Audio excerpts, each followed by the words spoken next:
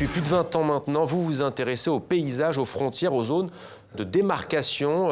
L'exposition, on le rappelle, s'appelle Zone de sécurité temporaire. C'est au Mucem à Marseille. Qu'est-ce qui vous a attiré vers le Moyen-Orient et ces lieux marqués par la guerre ? En fait, au départ, pardon, je partais pas pour photographier des pays en guerre, je partais pour des raisons personnelles. Ouais. Et le Moyen-Orient, je pense que c'est lié à ma culture judéo-chrétienne, mais bon, c'est de façon très spontanée, inconsciente au départ, comme voilà. L'exposition revient donc sur votre parcours avec comme fil rouge donc des travaux en Israël et en Palestine de 1999 à 2007. En quoi, au fond, cette région du Moyen-Orient, cette région tourmentée, est-elle emblématique de ces zones que vous nous donnez à voir ? Je ne sais pas si elle est emblématique, mais c'est une région du monde où j'ai beaucoup voyagé, Ouais. entre 1999 et 2014. Et j'ai travaillé pendant à peu près 10 ans en Israël-Palestine à faire des relevés de terrain au niveau des zones frontières, parce que c'est un pays qui a été bouleversé dans ses frontières. Qui est toujours bouleversé d'ailleurs. Et puis j'ai voyagé au Yémen, au Liban, dans les pays du Golfe, dans tout un tas de régions, en Érythrée. Et pendant tout ce temps-là, j'ai pu aussi cerner mieux, moi, les frontières de ces pays. Et je me suis enrichie de tout ça. Et en fait, d'ailleurs, le centenaire de la déclaration Balfour, qui a des conséquences encore aujourd'hui dans cette région du Moyen-Orient. Alors, Calandia, Bethléem, il y a aussi des colonies juives près de Jérusalem. On voit des structures qui apparaissent et d'autres qui disparaissent. Oui. En fait, au moment où j'ai fait ces relevés de terrain, j'ai commencé à faire des photos au moment où l'espace se fermait.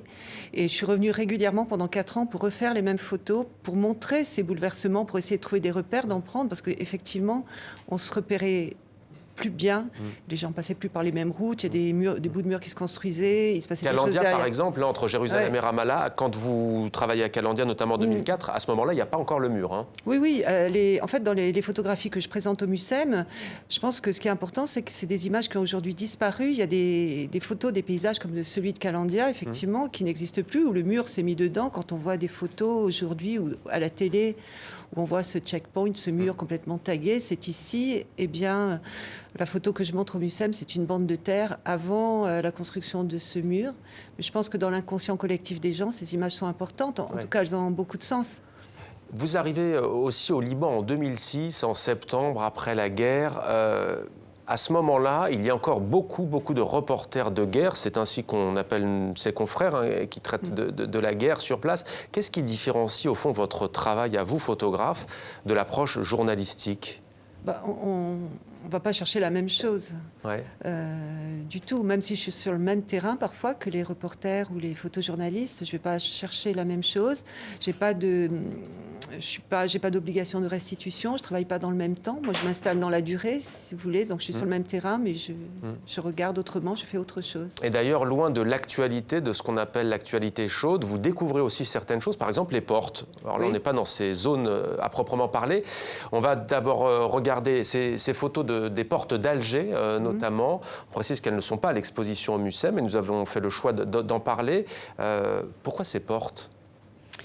C'est après m'être intéressée aux paysages, aux frontières, je me suis intéressée à l'environnement des jeunes femmes dans le monde arabe, des jeunes. J'ai commencé à vouloir photographier leur chambre. C'est tout un grand projet artistique. Et finalement, je me suis mis à photographier des portes, parce que sur les portes, ces jeunes mettaient des signes qui parlaient d'eux. Et quand je suis arrivée en Algérie, d'abord je suis arrivée en Algérie par le Moyen-Orient avec des questions sur les révolutions. À cette époque, les révolutions étaient avaient lieu. Et, il y a un peu plus de 6 ans, en 2011. Voilà, en 2011 et 2012 en Algérie. Et j'ai été très frappée de voir que les gens vivaient derrière des portes blindées. Tous les appartements d'Alger, les portes de ces appartements sont blindées et j'étais très surprise de ça. Je trouvais ça déjà ces portes très belles esthétiquement parce qu'elles étaient personnalisées. Et pourquoi étaient-elles blindées alors ? C'est symptomatique des années de guerre civile et de pillage qui ont précédé. Mais pour moi, ces portes parlaient de l'enfermement, parlaient de l'environnement de ces populations très jeunes. Et c'est une façon aussi dans mon parcours de parler de cette incapacité à vivre et à parler de ces jeunes dans certains pays arabes.